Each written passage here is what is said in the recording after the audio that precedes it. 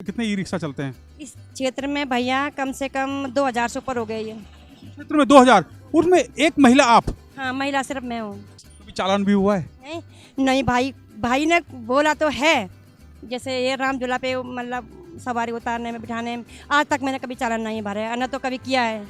आप ट्रैफिक के सभी नियमों का पालन करती हैं? बिल्कुल करती हूँ मैं, जहाँ तक हो सके। मैं जानती हूँ कि देखो ट्रैफिक पे हमारी मेरे बाहरी लोगों को दिक्कत होती है, बल्कि जितने भी पुलिसकर्मी हैं मैं उनको तो कोटि कोटि प्रणाम करना चाहती हूँ। मेरे एरिया में जितने भी रायवाड़ा से लेकर तपोवन तक उन्होंने मुझे मेरा सहयोग किया है। लक्ष्मण झूला के पास तपोवन से लेकर रायवाला तक 2000 से अधिक ई रिक्शा हैं जो यात्रियों को एक जगह से दूसरी जगह ले जाते हैं। इन सभी ई रिक्शा के चालक पुरुष हैं सिवाय एक को छोड़कर, जिसे रायवाला की 45 वर्षीय मधु चलाती हैं। इसी जनवरी ई रिक्शा चलाते हुए 3 साल पूरे करने वाली मधु सती को लोग ई रिक्शे वाली दीदी कहकर पुकारते हैं। मूल रूप से रुद्रप्रयाग जिले की निवासी मधु 2 विषय हिंदी और अर्थशास्त्र में पोस्ट ग्रेजुएट हैं। हम मधु दीदी से मिलना चाहते थे, पर वो कहाँ मिलेंगी ये हमें मालूम नहीं था। हमने लक्ष्मण झूला रोड पर एक दुकानदार से पूछा तो उन्होंने कहा आप यहीं रुके रहो, वो यहीं से होकर जाती दिखेंगी। हम वहां रुके रहे और कुछ देर में देखा मधु ई रिक्शा में यात्रियों को लेकर लक्ष्मण झूला की ओर जा रही थी। एक जगह रिक्शा रुकने पर मधु से हमने उनके इंटरव्यू की अनुमति चाही। उन्होंने कहा ठीक है, आप तपोवन पहुंचिए। हम उनके ई रिक्शा के साथ साथ तपोवन पहुंच गए, जहां उन्होंने अपनी पढ़ाई लिखाई से लेकर ई रिक्शा के स्वरोजगार पर बात की। आपकी पढ़ाई कहाँ तक है? मैंने एमए कर रखा है। किस सब्जेक्ट से? हिंदी से और इको से किया है। हिंदी और इको से? इको से तो मैं घबराता हूँ बहुत, क्योंकि इकोनॉमिक्स तो मेरे सिर के ऊपर से गुजर जाती है। आपने मैथ का होता है ना, मैथ का हिस्सा होता है इसमें, पर मैं बहुत पसंद करती हूँ उस सब सब्जेक्ट को। मेरे गांव में जो मेरे साथ की थी तो किसी ने इंटर भी नहीं किया था, और मैंने जब पढ़ाई आगे कॉलेज करा तो उसके बाद में 22-23 साल की हो गई थी, तो सबने बोले इसकी शादी नहीं हो पाएगी अब, क्योंकि 23 साल की हो गई है। तो जब मेरे 23 साल में शादी हुई तो उसके बाद शादी हुई तो फिर घर गाँव में बहू बेटी को काम बाहर नहीं भेजते हैं। मगर जब मैं बाहर आई तो अपने पति के साथ दिल्ली भी रही कुछ टाइम, फिर नौकरी की, फिर ऐसे होता करता गया। मगर जब से मैं इसको चला रही हूँ, आज मेरे दोनों बच्चे, दो लड़की एक लड़का है, बच्चे अच्छी पढ़ाई कर रहे हैं। और दुनिया क्या बोलती क्या नहीं, मेरे पति मेरा बहुत साथ देते हैं, मेरी फैमिली मेरे साथ देती है। मैं बहुत खुश हूँ आज। मैं सुबह भैया ठीक 9 बजे घर से निकल जाती हूँ। शाम को कितने बजे पहुँचते हैं? शाम को मैं कभी 11 बजे पहुँचती हूँ सीजन में, तो और आजकल 7 बजे 6 बजे घर निकल जाती हूँ। मतलब गर्मियों में? हाँ, अब जैसे ना मार्च से सीजन आने वाला है, आजकल डाउन सीजन है। खाना मैं सुबह खा के आती हूँ, रात अपने घर खाती हूँ, बाहर कुछ नहीं खाती हूँ। कुछ नहीं खाते हैं आप? गर्म पानी की बोतल ला रखी, मैंने गर्म पानी पीती हूँ दिन। कोरोना संक्रमण के समय पति शिव प्रसाद सती की नौकरी नहीं रही। परिवार को आर्थिक संकट से उबारने के लिए निर्णय लिया कि हम स्वरोजगार करेंगे। उन्होंने हरिद्वार में एक महिला को ई रिक्शा चलाते देखा था। उनसे प्रेरित होकर मधु ने ई रिक्शा चलाने का फैसला लिया। मधु बताती हैं, उन महिला ने मुझे बताया था ई रिक्शा चलाना बहुत आसान है, आप भी चला सकती हैं। मधु ने परिवार में बात की, सभी ने कहा यह कठिन फैसला है।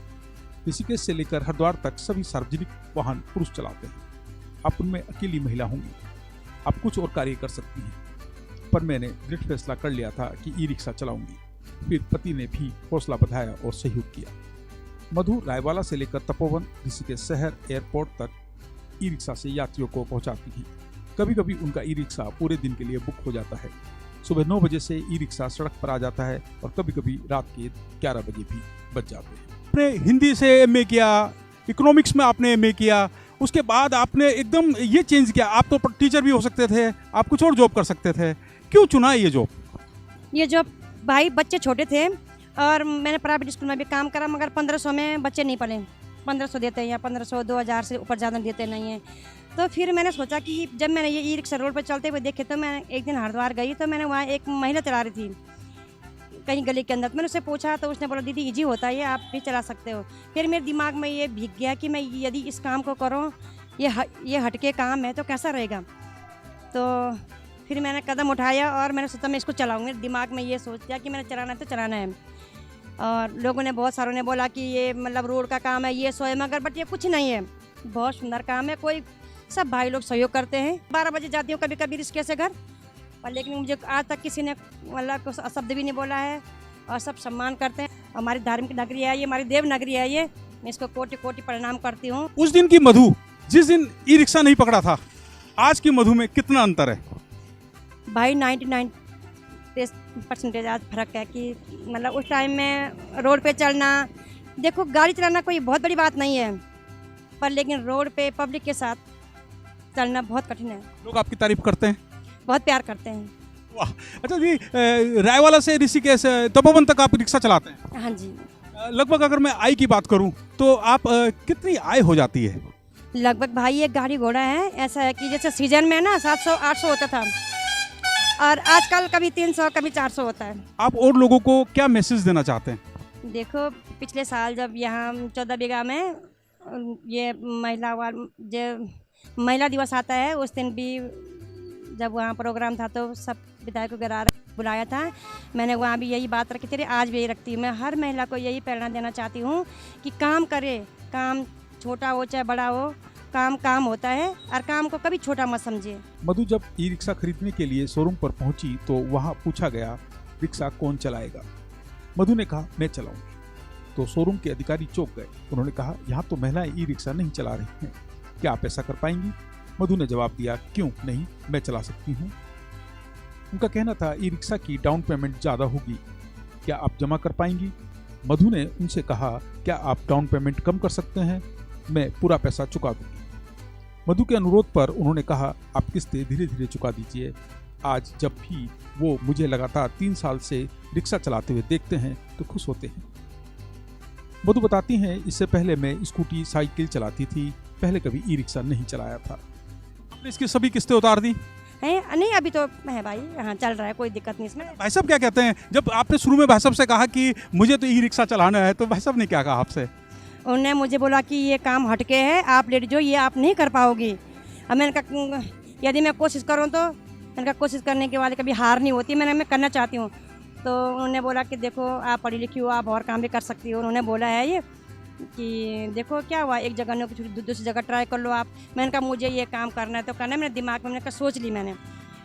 और फिर उन्होंने बोला कि आप कर सकते तो करो। मैंने कहा आपका सहयोग चाहिए, मैं दुनिया से जीत लूँगी। भैया नाराज़ हुए भाई बहन सारे, मगर मुझे उस चीज़ पर ध्यान नहीं दिया मैंने।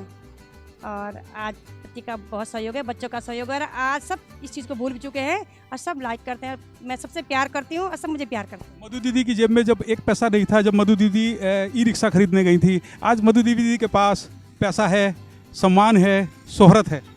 हाँ जी, थैंक यू सो मच भैया। छुट्टी करते हैं? नहीं भैया, कभी नहीं करती हूँ, आज तक कभी नहीं करी है। इतने टाइम पे होली के दिन हो चाहे दिवाली के दिन हो, चाहे कभी भी हो, छुट्टी नहीं करती हूँ। पर लेकिन मैं जहाँ तक हो, रक्षाबंधन हो चाहे होली हो चाहे दिवाली हो, कभी भी हो, छुट्टी नहीं करती हूँ।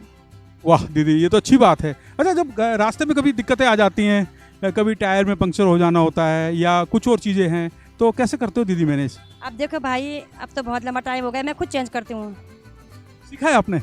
नहीं सीखा नहीं, जैसे एक बार फर्स्ट बार हुआ था तो मैंने देख लिया था कि मतलब किस तरह से चेंज करते हैं। और अब मैं किसी की हेल्प लेके कि भैया थोड़ा मेरा हेल्प करना, गाड़ी पकड़ना तो टायर ट्यूब खुद डाल लेती हूँ मैं। अच्छा, महिलाएं आती हैं आपके पास कि दीदी हमें बताओ कैसे करना है? कुछ लोग आते हैं इस तरह की सुझाव लेने कि क्या हम भी ई रिक्शा चला सकते हैं? हाँ, बहुत सारे आते हैं और बोलते हैं मैं सिखाऊंगी। मैंने कहा हाँ मैं आपको सिखाऊंगी, बिल्कुल। जिनको सीखने का है, एक महिला को मैंने सिखाने की कोशिश भी करी, पर उसने कुछ दिन करा फिर नहीं करा। वो तो कहती हैं मेरा मानना है महिलाएं भी वो सभी कार्य कर सकती हैं जो पुरुष करते हैं। दूसरे शहरों में महिलाएं भी ई रिक्शा चलाती हैं। हमें इस बात पर ध्यान नहीं देना है कि लोग क्या कहेंगे, हमें वो करना है जो हमारे लिए सही हो और हमें अच्छा लगता हो। शुरुआत में कुछ दिक्कतें हुई, टोकाटाकी भी हुई, पर समय के साथ सब सही होता गया।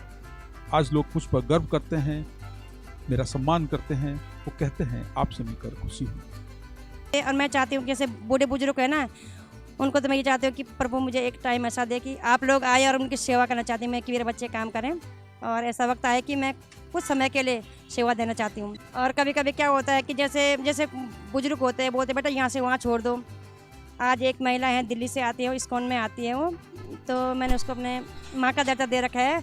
15 अगस्त के दिन मेरी माँ दुनिया से चली गई थी और उसी दिन वो बहुत बुजुर्ग माता जी थी, वो मेरे को मिली, बोला कि बेटा मुझे थोड़ा वसुंधरा होटल छोड़ना है, आप क्या लोगे? मैंने कहा मैया आप जो दोगे।